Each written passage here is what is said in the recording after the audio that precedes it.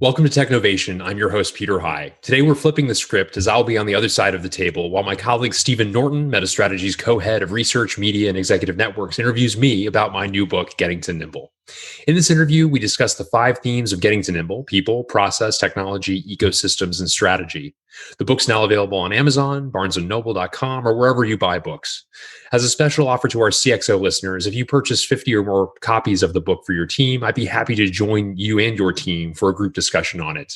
To learn more, write us at info@metastrategy.com or visit gettingtonimble.com. Thank you so much. Welcome to the other side of the microphone, Peter. Great to see you today. As you know, we're here to discuss your book, Getting to Nimble: How to Transform Your Company into a Digital Leader, which launches tomorrow, March 30th. I thought we might start a little bit with the genesis of the title. These days, we hear so much about the need for speed and the need for agility in our operations and in the way that we make decisions. And Nimble seems like it scratches a little bit below the surface of that. Could you define Nimble as you see it in your mind and talk a little bit about how that became the title of the book? Yeah, thank you, Stephen, and always great to speak with you. I appreciate the dialogue. So the genesis of the title actually came from a conversation I had with Shamim Mohammed of CarMax, a story I tell in the book. But Shamim, the actually chief information officer, chief technology officer of that company, I was interviewing him for my podcast, and as I often do at the conclusion of those interviews, I asked him what trends excited him as he looked to the future. And as I recall, I believe he mentioned machine learning and blockchain as 2 trends that he was monitoring and excited about. But he concluded his remarks by saying, and I'm paraphrasing here, if I'm looking a few years out, the pace of change is such that the number one trend that I'll be focused on may be something you and I can't name today. And as a result of that, I need to foster nimbleness in my organization. And that really resonated with me as I was driving home from Richmond, where CarMax is based, Richmond, Virginia, to my home outside of Washington, D.C. I was really playing around with that notion in my mind. I liked the phrasing. As you say, the need for speed and agility, nothing wrong with that phraseology, as both of those apply as well. But you're right. I think nimbleness does kind of dig a little bit deeper into the surface. It's a variety of practices, including agility as it relates to culture, agility as it relates to process and development. But more than that, it is setting up your entire organization such that you can seize opportunities more readily as they appear, and also stave off issues as unfortunately they will continue to appear more often and when they are least expected to a greater degree in the present and future as well. And so having that as your orientation as an enterprise and your orientation as a technology or digital leader becomes that much more important. Great. I really appreciate that. And being able to say that we need to be able to address not just the obstacle that we see in front of us, the challenge or the opportunity, but being ready to tackle whatever it is that may come that we may not even see right now. Excellent. Well, as you go through the book, there are 5 key themes that you cover: people, process, technology, ecosystem, and strategy. And it was interesting as I was reading that people came first. As I was reading through, I was thinking, oh, well, surely you would need a strategy and then things would trickle down from there. But you really start with people. I wonder if you could tell us a little bit about why you made that decision and how that factors into the broader structure of the book. Yeah, and I'll begin by saying, Stephen, that although, of course, as in any book, there's a serial nature to it. You read page 1 before you do 2, before 10 and 20 and on, and therefore the methodology unrolls in that way. It doesn't fully suggest, of course, that you only do the first item and then the second item and then the third item. Of course, in a going concern, there's going to be work associated with all the areas that are articulated. But that said, your point is the right one. Generally speaking, if you've got people practices, if you don't have the right people doing the right jobs, if you don't have them striving to build the skills for tomorrow as opposed to resting on the laurels of the skills that they've developed and honed for that apply yesterday or just today, there are going to be some significant issues. And so first and foremost, building a great team, building a great culture, ensuring that those people are with you, especially the best among them for the long term, giving them incentives to do so, making sure they're getting the right training. In fact, so they are constantly building those those skills for the future on your organization's behalf become the essential elements to a nimble organization. This is really foundational, I would say.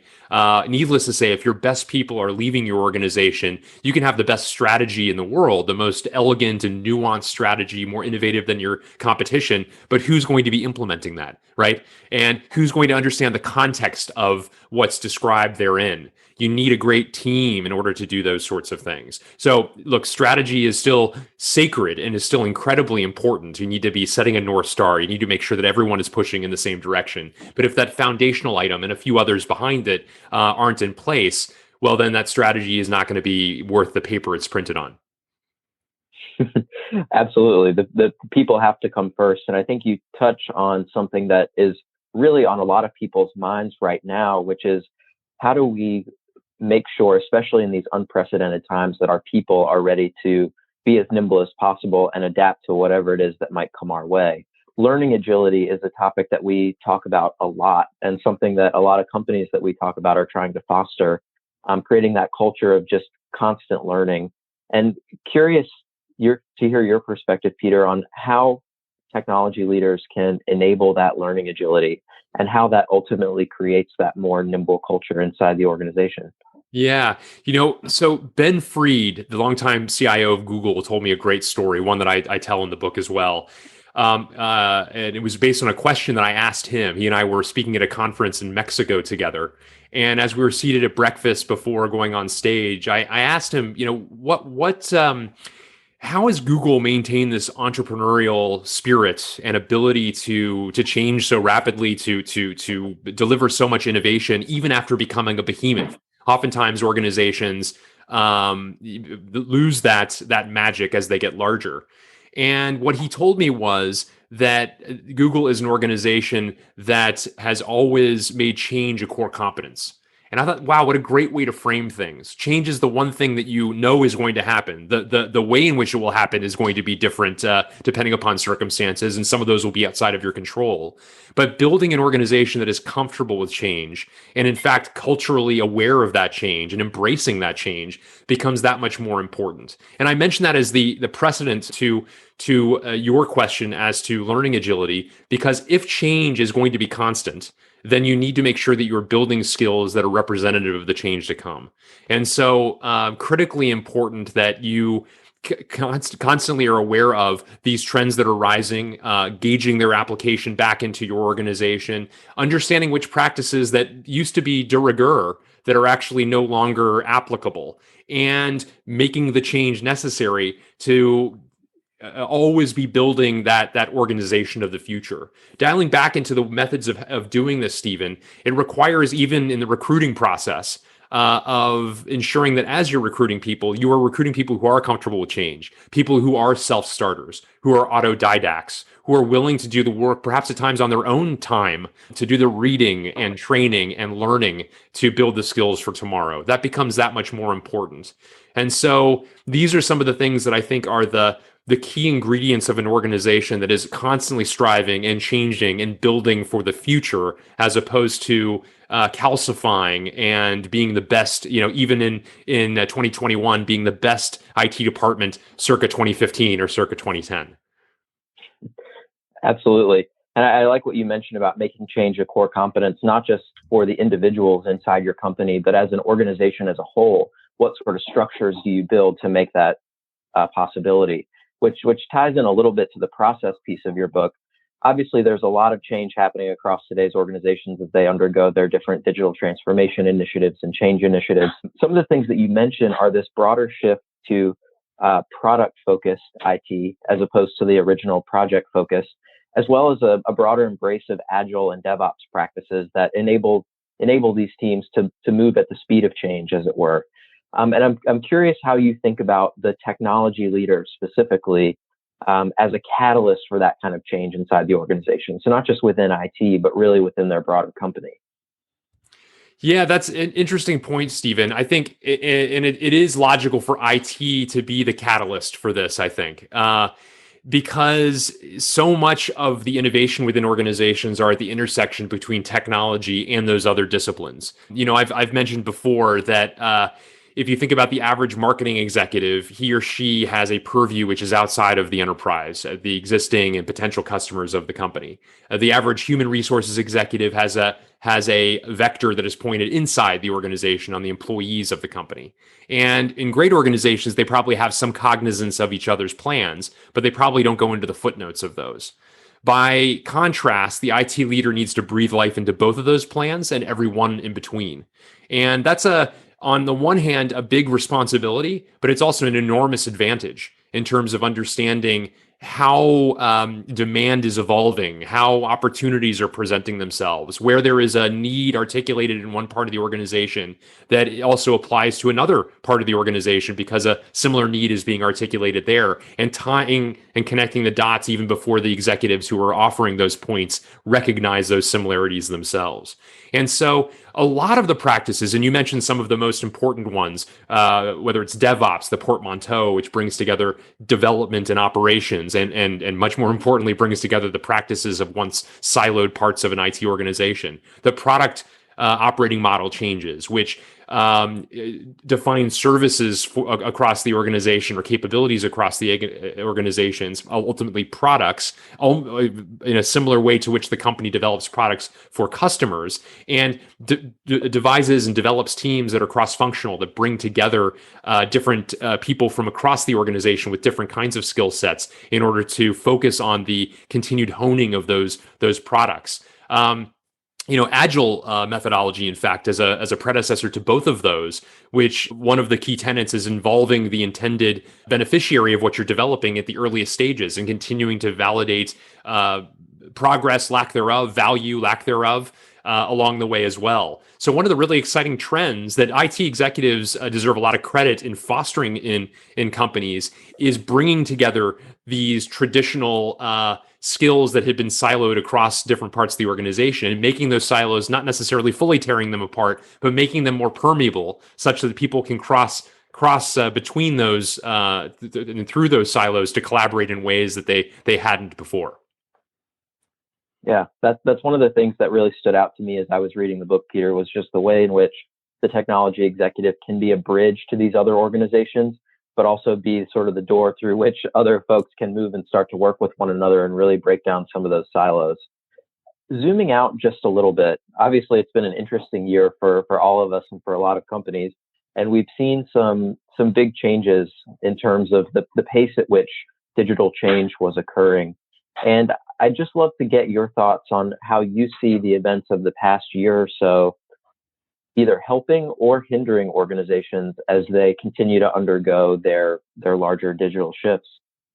Well, there's the Winston Churchill line that is, "Don't let a good crisis go to waste." And I think that, look, for some organizations, I don't want to be flippant. For some organizations, this has been an existential crisis, and as a result, many companies have perished as a result of their suffering through the health crisis and the economic crisis that came right behind it. And so we need to recognize that for some businesses, there were structural issues that didn't allow them to, or have at least not yet allowed them to, because there will be others that are in their wake, unfortunately, cross over to take advantage, so to say, of the crisis in the way that Churchill mentioned. But for those organizations that have not been, so fundamentally hurt, most organizations are at least tightening their belts a little bit and thinking about where costs can be saved. Of course, it's only prudent to do so when there's so many forces outside of your control that are being exerted upon your business. But it does focus the attention on a lot of things that tie to what we might generally call digital transformation. And I would say those organizations, all things being equal, that had begun their digital transformation earliest and had accomplished the most prior to this crisis surfacing are the ones, again, all things being equal, that have thrived or at least been most resilient. And the reason for that is, for example, where there were in-person revenue, let's take retail, a big box retailer, for months on end, and for many of them, almost throughout the entire crisis, the traffic into those stores, understandably, has been decreased, if not having gone away for certain periods. Having a digital revenue source that one can lean on during these lean times becomes that much more important. And obviously, the sophistication of that and making sure that it's that pivot can effectively happen becomes that much more important as well. It also means that when we're not with our colleagues day to day, so many of us operating virtually and out of our homes, finding ways to better collaborate with them and having the digital tools in place to not only have conversations like the one you and I are having, Stephen, but also monitoring the productivity of the team, the well-being of the team, the health of the organization. And I mean that both in terms of the individuals and the operation itself. Certainly using data to a greater extent to gauge the health of the business and course correcting based upon what that data is telling you. And so many of these forces have really underscored the great work of digital and technology leaders although none of them would have been planning for this reality, which we certainly could not have predicted, but making sure that there was resilience. And again, this gets back to the concept that we talked about earlier, Stephen, of nimbleness. That I mentioned, seizing opportunity as it presents itself, staving off issues. There's really a combination of those two that are happening so much more rapidly with all of these unprecedented, at least in our lifetime, circumstances that have presented themselves to so many organizations. The ones that have been nimble enough to be able to pivot based upon what the circumstances were being thrown at them are the ones who have been, as I say, most resilient and in fact, in many cases, have thrived during this period. And you mentioned that data plays a key role in that, and it's increasingly becoming more strategic for a lot of companies as they look to speed up their decision making to address those challenges or opportunities as the case may be. And just curious, Peter, how you're thinking about and what you're hearing from organizations about the ways in which data is evolving as a strategic asset inside these companies and how they're reorganizing themselves to best take advantage of it. Yeah, it's a great question, Stephen. And you've done such a great job as part of our conferences, and some of the polling data that we've collected from many hundreds of technology and digital leaders on these very topics. And some of the conclusions that we have found so interesting, you and I, in our past conversations, I know, is what was really, I think, a very promising sign, in fact, in the early days, let's say March, April, May of the crisis in 2020, understandably, so much of the focus was on collaboration technology, on security, these sorts of fundamentals that if you don't have the right tooling in place, you need to get it very quickly to make sure that you are able to continue to collaborate with your colleagues and you're doing so as securely as the threat landscape goes from the office to everyone's homes. It disseminates in that complicated way. Once people had felt as though they put in place the right tools for those priorities, the really encouraging sign come mid-year of last year was, as we polled those same technology and digital executives, that data and analytics was rising up to the top of of areas of focus and areas of priority, and indeed where budgets were being spent. And I really took I was heartened by that data because it suggests that organizations were playing offense in addition to, of course, the needed defense during a time like this. Now, what's interesting is, as a secondary question, you would know this, Stephen, but as a secondary question to that question, we asked, please rate the maturity of your data strategy capabilities.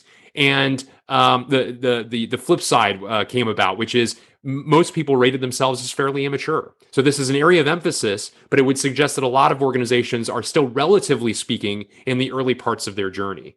And so I believe this is going to be a tremendous area of investment, and it should, for those who do this right, should become one of the key areas in which value is going to be derived. We all have data. We all collect data in droves. But the effectiveness of parsing through that, doing so securely, making sure there's a plan for how you are collecting that data and how you're analyzing it, and of course, ultimately how you're synthesizing it and leveraging it to make better decisions. The data itself and even the synthesis of that data isn't going to make decisions for your organization. People still need to do that. So having the analytics in place, but also having the right people in place to interpret what's coming through to make better decisions becomes that much more important. But yeah, it seems like there's not a technology or digital executive, indeed not a CEO and even a board, that isn't focusing to a great extent on data. And so this is an area that we are super bullish on, data strategy and all of the ancillary aspects of that. Sure. And speaking of the people aspect of that, I think this would be relevant to CIOs, CTOs, chief digital officers. But have you seen the role of the chief data officer rising in organizations, or any change in the way that companies are thinking about that as data becomes that much more strategic? Yeah, it's a great question, Stephen. The chief data officer, the other CDO to the digital, certainly has been rising in a lot of organizations. We're seeing a great number of companies hiring CDOs, chief data officers, oftentimes reporting to chief information officers, though not always necessarily. What's interesting, though, Stephen, is if you evaluate the average tenure, and my data is maybe a few months off here, but I think it's probably still directionally correct. The average tenure is barely a year for these chief data officers, and it would suggest that this is complicated stuff. It's not. It's easier said than done. As I mentioned, there's data littered across the organization. Every business unit, functional area, division of the company is collecting data. And the heads of those same divisions, functional areas, business units probably have draw differing conclusions as to the risk of having a new leader who's going to be playing in their sandbox, one where they used to dominate and they knew where all the toys were and they were happy to play with them by themselves. Now all of a sudden there's somebody else who, depending upon their purview, may be directing them as to how to use that data. And forgive me for taking sort of the cynical view on these things, but I think it's important to plan for this, that it's only human nature that some people at least will view that as a threat, and perhaps even some of them, hopefully not all of them, but some of them may even throw up blockers towards the progress of that chief data officer. And indeed, we're seeing that these are some of the reasons why, though the role is growing in a lot of organizations, the tenure is just inching along in terms of making progress along those lines. Another interesting conclusion we're drawing in spending a good amount of time with a number of people who've been chief data officers is the diversity of purview is just remarkable. There are some people who take on these roles, and the purview that they've been given is more or less a box checker. You're kind of going around and checking to see the practices that others are managing in the different parts of the organization, but not really taking a hands-on approach towards directing more unified view of data and a unified and standardized and centralized set of practices associated with it. There are still others who have that latter view of it, that are in fact getting into and even taking control and centralizing to a much greater degree the practices and standardization of how data is dealt with. And everything in between, all sorts of different flavors of this. And so the practices as to what makes for a great CDO, to what extent is it better to be centralized, to be federated, some combination of those two, the degree of control and influence that executive is given.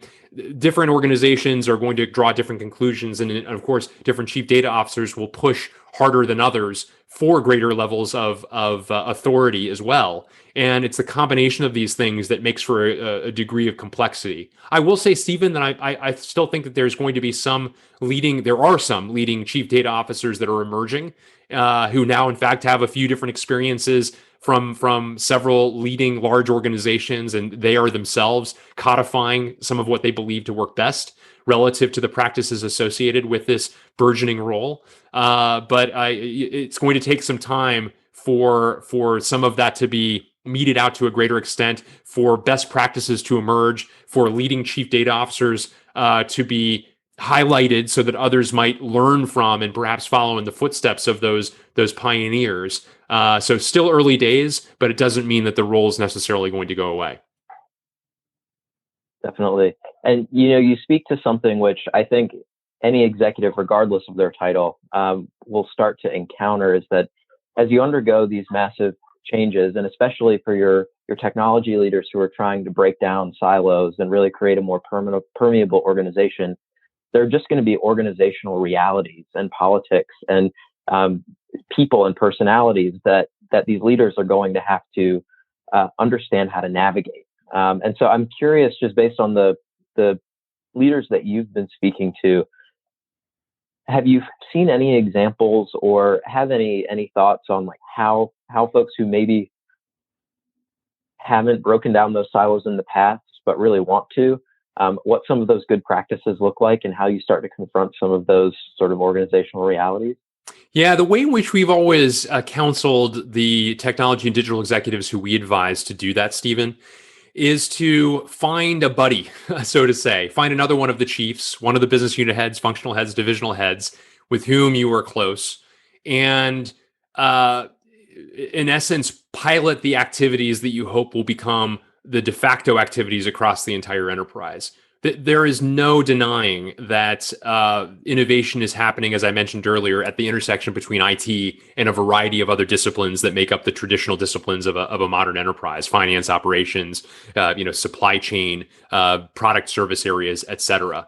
And it's up to the IT leader to develop. Hopefully, they come into a company with a desire, a demand, actually, for these sorts of changes. But as your question suggests, in those scenarios where the technology and digital leader understands that this is the wave of the future, but the other executives have not drawn that conclusion, it means getting a ground game in place and finding a partner among those other leaders with whom you are close, and where some value can be driven, to set an example for others then to follow behind it. And think about it as a series of activities, a series of pilots, if you will, that hopefully marshal progress in the right direction.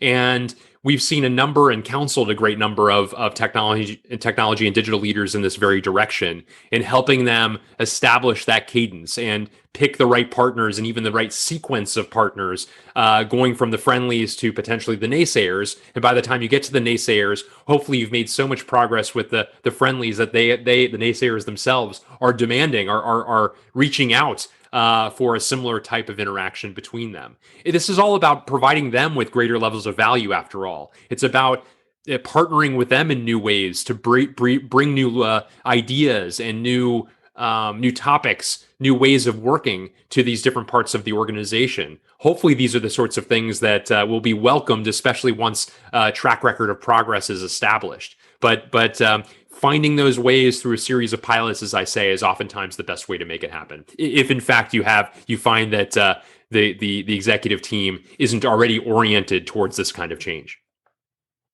Right. I like that. It's almost like if you don't already speak the language, if you don't already have a common language, you're building toward that, and you're starting to really develop those building blocks to create the stronger relationships, sort of centered around value, that is going to drive that strong relationship between the technology leader and others in the organization. So one of the things that you mentioned in your book that I find particularly interesting is that as some technology leaders are solving the needs of their company, they're also looking outside and identifying opportunities to take the solutions that they're creating and actually turn it into a revenue stream and a product that they can sell out into the market. Curious if you could share some examples of companies that you've encountered who are doing that and doing that well. Yeah, it's a great question, Stephen. And one of my favorite stories from the book is that of Shailesh Prakash, the chief information officer of the Washington Post. The Post, like so many periodicals, went through very trying times across the past decade. Reduced readership, reduced advertising, as the likes of Facebook or Google started to suck up a lot of what was traditionally put towards newspapers from an advertising perspective. And as a consequence of that, a reduction in staff of the actual talent, people doing the reporting, people who were columnists and so forth. Obviously, the lifeblood of the periodical, to say the least. So enter Shailesh Prakash about a decade ago, and he had a new vision for the company of developing into a true engineering centric mindset for the IT organization. Like so many others, they'd outsourced what had traditionally been part of the IT organization, and a lot of what had been strategic within IT was now being done by others. He wanted to bring a lot of that back in and really bolster it even beyond where it had ever been in developing new products for the organization. What ended up happening was, as he was working with his colleagues to diagnose what some of the biggest problems he could solve for them one was of the platform itself. That is, the platform that they published on. It was kludgy, it was difficult to use, and in a business where oftentimes minutes matter in terms of getting the scoop or getting the news out and being sort of the first to publish a story, this was material. And so he developed a new platform that was world-class in terms of its being streamlined, easy to use. It even aided the customer experience as well, the reader's experience as well. he solved this to such a great degree that he ended up making this into a product for other media properties to purchase. This is now on the pathway to becoming a $100 million business for the corporation, and is representative of one of several stories where we're seeing IT leaders doing great work, solving an issue for themselves, that is for their companies, and recognizing a broader industry opportunity to sell to others and to productize what has solved an issue for their own organizations, especially in those cases where there's not a viable off-the-shelf version of what's been developed. And so, very much representative of, I think, some creative thinking that IT leaders can be doing, not only on behalf of their organizations, but ultimately, eventually, on behalf of the industry or the customers of the organization as well. By the way, just a quick footnote: Shailesh was rewarded for his efforts in going from chief information officer to now chief information and product officer for the entire organization. And by the way, as you know, Jeff Bezos personally, not Amazon, but Jeff Bezos personally purchased the Washington Post. And Shailesh Prakash is someone who has his ear. He's on the board now of Blue Origin, Bezos's space company, and the opportunities he and his team now have to influence the Washington Post are really remarkable. And they've gone through a period now of tremendous growth, adding back to that staff of reporters and columnists and so on. And so they've really caught their stride in a new way as a result of, among other things, the great work that Shailesh and team have done. That's amazing. I think it's a great lesson for a lot of leaders. It's not only thinking about how can we make our own organization more nimble, but as we're thinking about that, is there an opportunity to take these practices that we're developing and help others become more nimble as well? Thank you for sharing that. I want to look back briefly to something you mentioned during that. It was very reassuring to hear, and hopefully for our listeners as well, is that, as a leader going through this process, perhaps for the first time, perhaps for the fifth, it's important to understand that, you're not alone in this. There are a lot of other leaders who are undergoing very similar challenges, maybe some who are a little bit behind you or a little bit ahead of you. But it touches on one of the broader themes in your book, Peter, which is the idea of an ecosystem, and the people either in your organization or outside your organization who can help you make those decisions and develop yourself as a leader along the way. And I wondered if you could just spend a couple minutes talking us through how you see that ecosystem, who's involved, and how technology leaders can really leverage that to help them on their own journeys. Yeah, it's a great point you raised there, and something I'm certainly very passionate about as well, Steven. The CIO role, thankfully, there's so much that rhymes across the different roles, even if you're talking about B2B versus a B2C company, for example, or industries that are very different.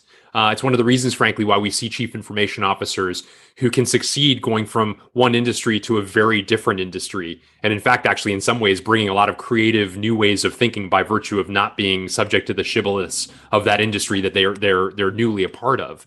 And so as a result of that, there's so much that can be gained in developing the right ecosystem. And one of the foundational items that I call out in the book is competition, generally speaking, has changed from company to company, Ford versus GM, Coke versus Pepsi, to ecosystem versus ecosystem. And what I mean by that is no company of any consequence now goes alone into the marketplace. They marshal a series of partners around them that allow them to do the things they do, to build the products they build, to deliver the services that they deliver, and even to do the work inside the operation that they do. And IT leaders are among those leaders within the enterprise that have the best possibilities in terms of ecosystems, from whom they can test hypotheses, with whom they can commiserate certainly when that's necessary, but also kind of learn from each other. And so I break it down into a few different categories. First of all, it is, and these are categories outside of the enterprise. As you point out, Stephen, there's certainly, ecosystems of a sort that you might think about in terms of the partnership within the company. I focus on in my chapter on the topic on the ecosystems you should also be building outside of the organization. So that begins with your peers.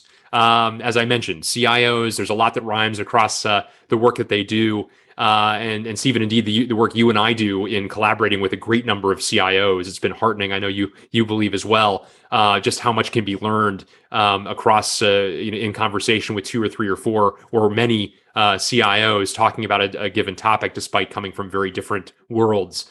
And as a result of that, having a strong network of fellow CIOs, again, to test hypotheses, to learn from, to learn more about kind of how these different organizations are shaping their tech landscape and their portfolio and their partnerships with other organizations and so on. These become invaluable ways to run faster towards opportunity and to run away from danger where that's necessary. So this means curating a strong list of some number of CIOs of consequence with whom you develop a trusting relationship, who you can turn to with these what may be private conversations where you're sharing a worry or a concern or a breach of some sort. Having those partnerships becomes especially valuable during those sorts of times. The next type of ecosystem partner that I would suggest is establishing venture capital relationships.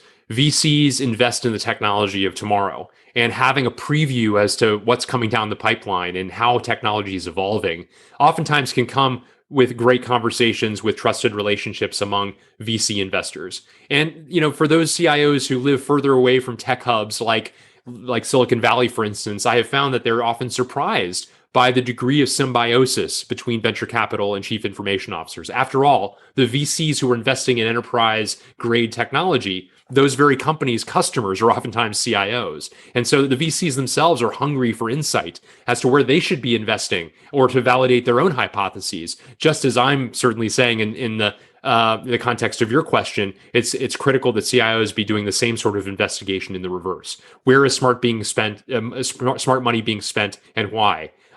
What sorts of partners or technology providers are growing and gaining momentum that perhaps we ought to be investing in, either quite literally investing in some cases there may be opportunities to do so, but more investing in their solutions for use and so on. You may also be able to get involved with a partner early enough to influence their product in a way that would advantage your company in some ways and give yourself, I might add, an added advantage versus a competitor as well. So the VC ecosystem becomes very important also. The third layer of this is the executive recruiting space. And as headhunters are thought through, oftentimes the logical conclusion is this is for when you need to kind of pull the parachute, jump out of the airplane and pull the parachute and go off to a different destination.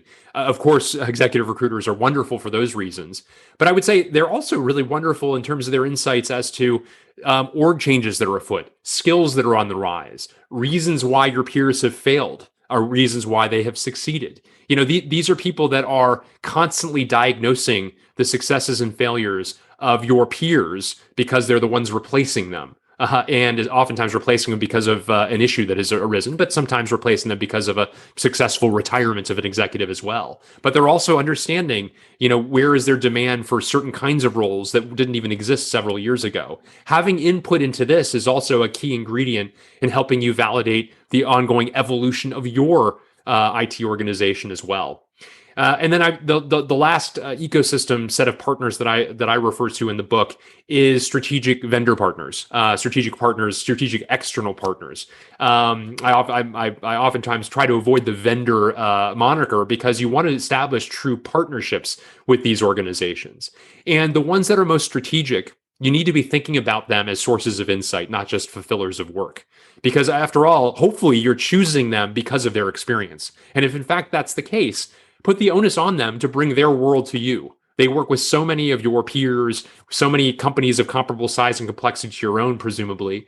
What can you learn from them? What are they, in fact, learning from this portfolio of customers that they work with that might bring relevant insights back to you? And so pushing for that kind of value in the conversation such that you're getting innovative and creative ideas from the partners that you're engaging with, even beyond perhaps the scope of the work that you're doing with and undertaking with those organizations. And so broadly speaking, as you think across all four of those vectors of the ecosystem that I've just described, Stephen, it's about expanding the net more widely, casting it out such that you have the opportunity to get a lot more ideas to back into your operation that you can choose from. And so the more sources you have for insight and inspiration and innovation, ultimately the greater value you're likely to contribute for your enterprise. Excellent. Yeah, the more data that you can bring in, the ability you have to synthesize it, the more progress that you can make, and the more smart decisions you can take. Thank you. So we are the Technovation podcast, so I'd be remiss if I didn't mention technology, also a theme of the book. You talk a bit in that section about technical debt as a measure of nimbleness, or the way that you manage technical debt. And I love the anecdote that you have with Rob Carter, the CIO at FedEx, the way he sort of recognized the technical debt that was present in the organization and how he made a plan to move forward from that. Wondering if you could just speak on that a little bit, because I think it says so much about how today's leaders can start to address technical debt in their own organizations and chart a path forward. Yeah, it's one of my favorite stories in the book, Stephen, is Rob Carter, multiple decades CIO at FedEx, a right-hand leader to Fred Smith, the founder and still CEO of FedEx. And he has been in the role long enough that the topics or the areas of technology that he and his team have developed that are really the crown jewels of the organization. Think, for instance, about the logistics technology as an example, that he's seen that evolve and even gotten to the point of understanding that the crown jewels are getting old and they need to be replaced. And there are not a lot of leaders necessarily that think in that way. Frankly, there are not a lot of leaders that have such a long tenure that they can see a full evolution of so much of the tech stack as has he. But he's had the humility to say, look, the very source of our strength, of our competitive advantage, could be the source of our downfall if, in fact, we don't do something about this. And so he went through and made the case actually to the board of the organization that they needed to have a many-year plan to modernize the technology footprint, to develop more standards across the organization, to ensure that they were using modern technology wherever possible, cloud-first mentality as well, so that they were reducing the fixed costs associated with IT and developing more of a variabilized cost structure such that they could more rapidly scale up and, God forbid, should the circumstances require it, scale back as well. You know, one of the issues, Stephen, that IT departments have had for so many years is a lot of fixed costs. Yeah, I've worked for so many different chief information officers who at the outset of a fiscal year are in the unenviable position of having the majority of their budget spoken for based on decisions that were made years prior. And that's because of long tails to these technology investments, long amortization schedules. And as a result of that, the portion of the budget that's available for new things, ultimately for innovations that would benefit the company and its customers, is limited as a result of this. So, in fact, taking these steps, and these are not easy steps to take. As I mentioned, for Rob Carter, this was a multi-year journey, some of it taking more like 7-8 years, in fact, in its evolution. So it's not for the faint of heart. But at the same time, in doing this, you're setting up your organization to a much greater extent to add a new kind of value and to have a lot more room to maneuver in order to make investments as some of those innovative ideas present themselves. As I mentioned at the outset of the whole definition of nimble, of being able to seize opportunity more readily. Well, you can only seize opportunity readily if you've got some dry powder left over in your budget to fund something associated with the idea that has presented itself. And so orienting your organization such that you have that dry powder, you have that flexibility, becomes that much more important. So yes, especially for what I refer to as digital immigrant organizations, those born before the digital age, oftentimes some of the most important data flows through antiquated systems. You know, eliminating as many of those as possible, hopefully getting to the point where they are all eliminated and you are on a modern technology stack befitting a digital native organization. After all, none of them are investing in 1980s or 1990s technologies, probably. That then means that you are set up much more robustly and in a better position to compete in the digital age. Absolutely. Yeah, I so love that story and how he was able to see what the future could be and really drive the organization toward that. And as you said, it's not a flip of a switch. It's definitely a multi-year journey for a lot of leaders, but one absolutely worth taking. Last question for you, Peter. At the end of the podcast, typically you love to ask leaders what they see on the horizon and the trends that they see impacting their business and the world, frankly, in the year ahead or the many years ahead. So I wanted to turn that to you and see, as you contemplate the next couple of years, what do you see coming on the horizon? What changes do you anticipate, both to the role of the CIO and the technology leader, but really to the trajectory of enterprise tech and CIOs as a whole? Yeah, thank you, Stephen. So, couple things that I want to focus on. Certainly, artificial intelligence continues to grow in its influence, and companies are investing accordingly. And I will say, actually, another accelerator in that has been the economic downturn, as organizations need to, as I mentioned before, need to tighten their belt, and unfortunately, that has meant letting go some staff in many cases. Finding ways to make up for the lost staff to continue to do the work that was done, oftentimes automation takes its place. And whether it's RPA or machine learning or artificial intelligence, and there's sort of a continuum here of some similar themes related to algorithms and data and analytics, some combination of those are likely to take the place of the work once done by people. And as a result of that, I think some tremendous advancements will continue to be made on the technology front from that perspective. Now, that also means, of course, there's going to be some displacement as the technology will take over roles that people once held, thus rendering moot those old roles to a greater extent. And so I would say another thing that we need to be thinking about, and it gets back to our agility point, is a need, even as a society, frankly, for some retraining of some of the people who held some of the posts that are likely to go away and perhaps go away for good.